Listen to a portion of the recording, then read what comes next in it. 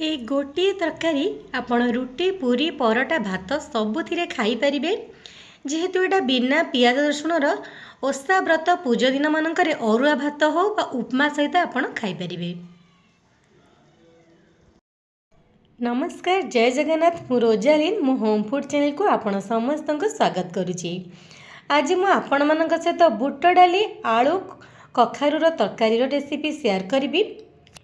से कखारु नहीं बुट डाली 100 ग्राम नहीं गोटे टमाटर नहीं तीटा आलू नहीं ये मु फाड़े कखारु यूज करी। ता सहित तड़का देवाई कौन दरकार चलतु देखी नेबा।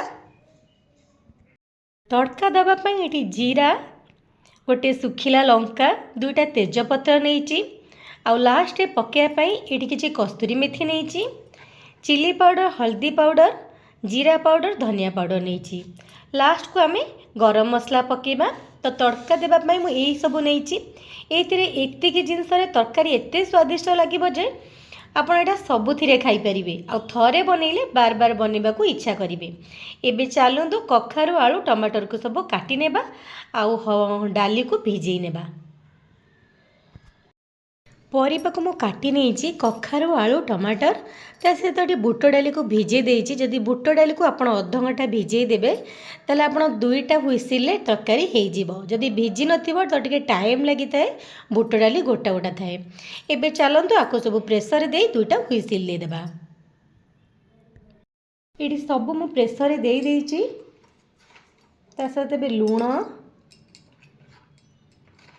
हळदी दे देबा देके आम 2टा सीटी आसला पर्यंत वेट करिबा।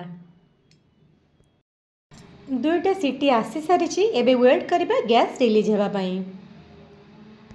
गैस रिलीज होला परे एठी मु काढी नेछि सब परिबा भल भाबरे बुट भी सिझी जाइछि।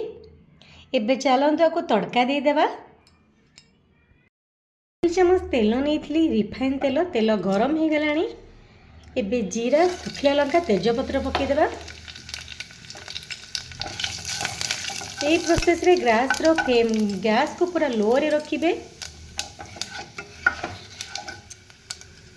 भाजी हो गला परे सुखिला मसला पके देबा। सुखिला मसला पोड़ी जीवो तेणु तरकारी रो पानी को आनी के गोटे चम्मच आम दे देबा। 2 चम्मच